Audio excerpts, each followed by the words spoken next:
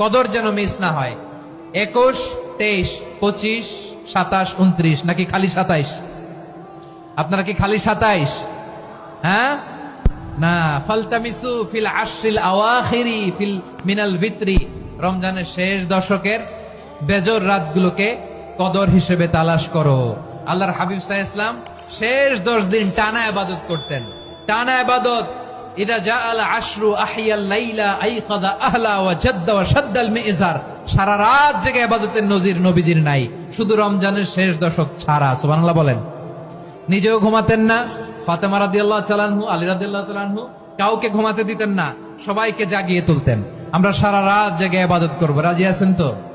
কদর যেন আমাদের মিস না হয়। আজকে থেকেই ক্যালেন্ডারে মার্ক করে রাখেন, সব কাজ পেছনে ফেলে, সব ব্যস্ততাকে পেছনে ফেলে ইবাদতের জন্য আমরা প্রস্তুত থাকবো কদরের রাতে। কোনোভাবে কদর যেন আমাদের মিস না হয়, ইনশাআল্লাহ। বলেন তো সবাই।